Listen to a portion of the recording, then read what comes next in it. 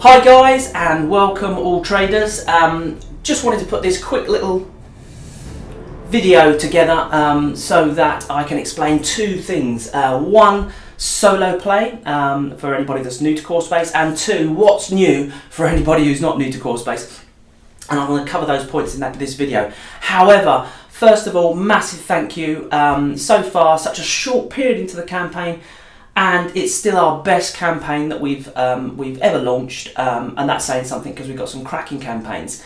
And it's great because it means there's more Core Space to come, not only in this campaign, because we're so early in the campaign still, but also it means there's more Core Space to come in the future as well, as the game continues to grow and we add new locations and new fun things. Really happy about that, so that is really fantastic. Okay, so solo first of all. The great thing about Core Space is it's always been a solo game. Even early days when I was first developing the original game, I played it for myself solo. So the game is designed for you to take your crew into the game, and the enemy AI and other NPC AI will basically move around you to create a very thematic environment. That's what Core Space is all about. If you're new to Core Space, then the Firstborn is driven by that same solo mechanic in its ability to move the environment around you and create a really, really interesting kind of story, basically. And I guess with this game, what you're going to be getting, with the original game, you had like a co-op stroke player versus player narrative campaign that comes with it. With this, the campaign is going to be about solo. So the narrative of the campaign is solo. The objectives will be solo. For this, straight out the box. Core Space has always worked really well in this particular respect, and so as far as that's concerned, there's really no major changes to that mechanic. There's interesting and different NPC actions and things that's going to really test and challenge your traders, but that's fine. I'll talk about that in the what's new part that I'm going to talk about next. But basically, the game revolves around this really strong solo structure of the original game. So it plays really well. I've had so much fun actually gaming this. Anybody who follows Core Space knows that I'm a regular player myself. I play every single week. And bringing this to life has been absolutely fantastic, and a lot of that has been solo. I have tested it for player versus player, and I've tested it for co-op as well, of course. There's a lot of that in there, but the majority of the testing I've done is been based on this solo mechanic, and whatever you throw at it, it just works, even when you're bringing in the original Core Space content in there and having some real fun. So it's absolutely solid, just like the first game. Fantastic. Also, don't forget that you've got this solo narrative campaign that comes in it, story driven, etc. But there is also our usual Mission Mondays, where there will just be tons and tons of missions coming. So if you've got the original game, you're going to mix and match, and you're going to have all sorts of crazy adventures that go along with this game. So that's really, really cool. So solo, yeah, absolutely solid, and it's it's my favourite play style. So you can be rest assured that this will just play like the original incredibly smoothly and quickly. What's new? If you're already a Core Space, or even if you're not, I guess, but if you're already into Core Space and you're thinking to yourself, okay, so what's new with this compared to the original Core Space? New things to challenge you, components, etc. Then I'll just cover that basically. Obviously, visually, it's very different. If you look at the actual components, there's almost no repeats of components there. Even the dice have changed a little bit. They're a little bit more marbled, and of course, we've got some new and interesting dice that control the Firstborn. Even the ruler, the range ruler, we've kind of switched that up, so that's not even a repeat. Component-wise, it's unique terrain, unique crew, unique new NPCs, enemy NPCs, and non-enemy NPCs to come. So rest assured, those guys are coming. So new terrain, new everything. So it's a complete new game, and Core Space is all about locations, and that's the key. You've got this bunch of traders and you've got this big galaxy, and we've got plenty of places to visit, whether you're going to go to the Galactic Central, over to the Outlands where some of the gangs are, or this new undiscovered location which has got a really cool kind of vibe to it. So component wise, super brand new. Mechanically, there's a lot of new parts to talk about, and I'll touch on each of those. First of all, we've got the stealth. The stealth mechanic is something that post original core space, I started adding into some of our games with things like the Galactic Core and the gangs and things, and it worked so well I wanted to integrate it into here. So the first part of the hostility level has this kind of stealth where you're kind of having to avoid drones, and there's a whole line of sight thing, and it's really good because it kind of adds something to core space that was never there before, which is that kind of ability to kind of not just have an onslaught like with the Purge, an onslaught of enemies coming towards you. The stealth mode is really interesting as well because the new enemy NPC is powerful. And so it gives you that kind of early breather into the game, and then when the enemy do come in, they're not as they don't come in so fast as the Purge, but each of those kind of enemy NPCs is that little bit more powerful. So it's a kind of a different mechanic as you'll experience. For you experienced core space players, I had to really change my tactics to kind of feel my way around. Which was great because it really threw my crew into this new situation, which is what core space is all about. So you've got the stealth. The other thing is with this game is the enemy NPC. These guys are they are ancient, and they have ancient technology. They have ancient understanding of science. And one of those things they can do is manipulate the fabric of space, be it time, etc. And as such, they roll this knowledge dice. And they roll that on the first attack that they make when they're rolling combat dice. Excuse me. The knowledge dice is fantastic because it adds this unknown mechanic. If you're trying to plan your way around core space and go, if I go here and do this and do that and do that, I can probably do that like a chess game. The knowledge dice kind of throws a spanner in the works because it might pick a trader up and just like throw them off to one side. It might add one of the new mechanics like fear. Instill fear in a trader, in which case that trader will no longer be controlled by you in the next round. It will literally just have to run away, unless your captain is nearby, or they can spend a skill point to kind of counteract that. The captain can calm them down and kind of remove that fear from your character. So the knowledge dice is just alone is a really cool mechanic that adds a new dimension to the enemy NPC rather than being able to predict exactly what they're going to do through their AI. I found this particularly fun when playing, it's one of the cooler aspects of the Firstborn location. So we've got things like the knowledge dice. Then we've got the NPC.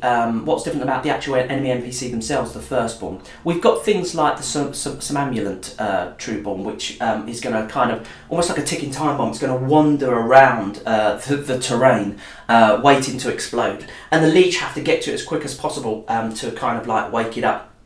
And once it's woken, you've got this incredibly powerful character that, unlike other NPCs, when you damage it, you just interlock its little. You exchange these and interlock these, which take it to various different levels of skill and damage, for want of a better word, as you slowly wound it if you can. It's pretty difficult. I've taken down a Trueborn maybe 3 times. And it was very difficult on the missions that were actually set to actually try and take that Trueborn out, which is cool. So you've got things like that. You've got things like NPC placement. So like the drones instead of the usual entry points around the board, the drones actually come in entry points that are actually in the board. So when the drones come in, they really do drop sort of straight into the affray, as it were. So looking around the board, again, that ability to plan is kind of hindered when things can literally drop in behind you.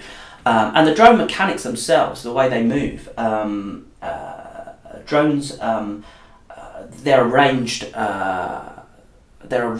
combat as opposed to the old game, which were harvesters, where they had to get in base contact with you. So not only can they attack you sooner, but they can also take a movement to make better use of their shot. So if you're in cover and they can move to negate that cover, they'll take that move first, which is really interesting.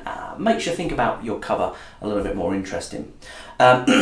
All in all, it means that you need to kind of manage your traders. If you're used to original game, you need to manage your traders a little bit different. When I first came in and was playing against the mechanic, my usual tactics didn't work, so I had to kind of develop these new skills with my own traders, my own skills, to enable me to kind of take on that threat. So that is really interesting. I absolutely love that aspect of it.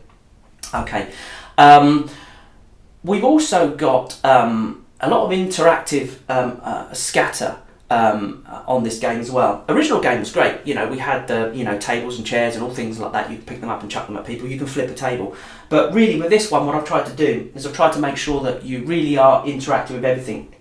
So you really can, obviously, as before, you can find items inside the terrain. So you've got all your arcs, your little arc storages here. But you can also actually you can search the little sleep chambers as well, which is fantastic. We have, but also we have things like the pillars have got special areas on top that you can place tokens on it, so you can interact with those for various missions as well. We've got these like really cool exhaust points here, which they're activated by event cards. So if you're standing nearby and one fires up, it's something more that you've got to think about with your environment. Which is really cool as well. So we've got that particular mechanic, we've now got the Dyson reactor locked in as well, which is really cool. That allow and this will open up at certain levels and collect things on certain missions, which you can then try and collect yourself for additional rewards. So we've got that mining as well. For all your original core spaces, you can search all these items, like I was just explaining, but you can also make a general search on the terrain and grab just a single counter from the token bag. You can still do that, but in addition, you can also mine the walls. The alien walls have got a really unique, different types of three very unique minerals in the wall.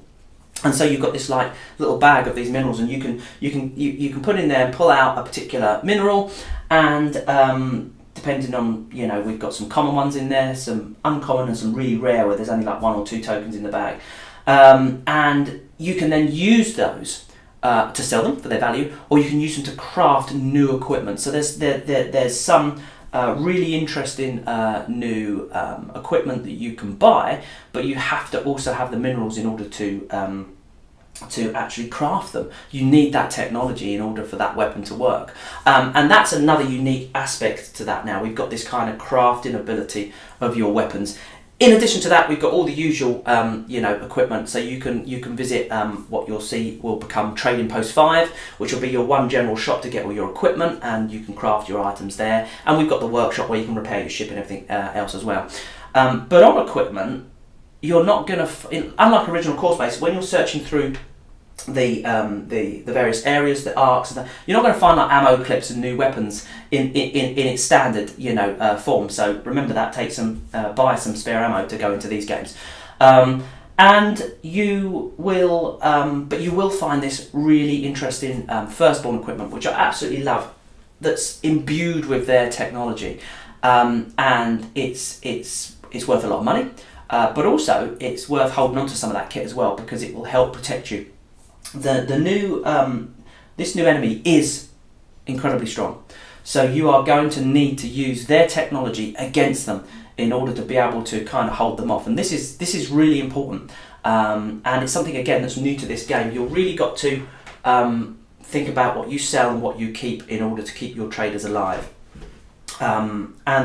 As you play through, you'll learn this. The game will teach you. It'll be like, hang on a minute, I should have kept this thing because this adds a shield bonus that will do this, and it can collect this energy, and it can expel this energy back at them, and so on and so forth. So that's another really unique thing. You can't buy this equipment anywhere, but because it's compatible with original core space, you can have missions where you've come out to here and you're going through this asteroid. You collect some of these items. You're like, right, now I'm going to take my crew back over to original core space.